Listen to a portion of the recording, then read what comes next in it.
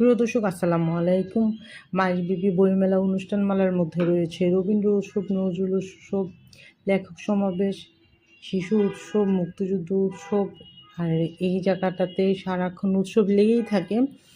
বইমেলাতে যারা ঘুরতে আসে, বইমেলার ফাঁকে তারা যেন কিছুটা বিনোদন পায়, এই জন্যে এখানে বিভিন্ন কবিতা, ছড়া, নৃত্য এইসবের আয়োজন করা হয়েছে। আর বইমেলাতে এখানে প্রোগ্রামটা শুরু হয় দুপুর 3টার পর থেকে, চলে রাত পর্যন্ত। তো আপনারা যদি বইমেলাতে এই অনুষ্ঠানটা উপভোগ করতে চান তাহলে আপনাদেরকে এখানে আসতে হবে 3টার পরে। তবে ছুটির দিনে এই প্রোগ্রামটা শুরু হয় সকাল 10টা থেকে রাত 9টা পর্যন্ত, আর ছুটির দিন ছাড়া দুপুর 3টা থেকে রাত 9টা পর্যন্ত।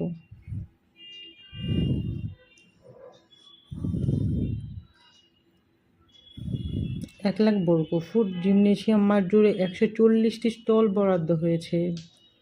এর মধ্যে চট্টগ্রাম স্টল হচ্ছে 74টি, ঢাকা স্টল হচ্ছে 44টি। তবে সরকারিভাবে বাংলা একাডেমি, বাংলাদেশ শিশু একাডেমি, ইসলামিক ফাউন্ডেশন এগুলো স্টল আসলে আমি দেখতে পাচ্ছি না।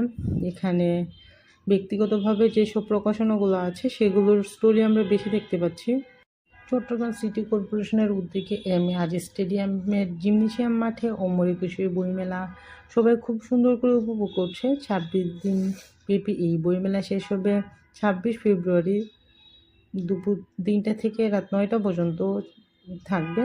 27 তারিখ থেকে রমজান উপলক্ষে আসলে বইমেলা ঢুকতেই চোখে পড়বে শহীদ আবু সাঈদ ও শহীদ ওয়াসিম আকরামের ছবি। শুধু ছবিতে নেই, বইয়ের পাতা, প্রচ্ছদ থেকে শুরু করে বইমেলা মঞ্চেও থাকছে জুলাই বিপ্লবের নানা স্মৃতি। বইমেলা হলো মানুষের মেলবন্ধন। যেখানে মেলা হয় সেটি জমে যায়, সপরিবারে আসে। বইমেলা স্থাপনা ঠিক আছে, বইমেলা হচ্ছে কবি, সাহিত্যিক, লেখক, প্রকাশক ও বই প্রেমীদের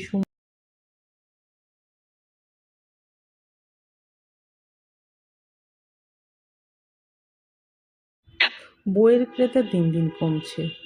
আঁকা সংস্কৃতির আগ্রাসন, মোবাইলের বহুমাত্রিক ব্যবহারের কারণে পাঠকও কমে গিয়েছে।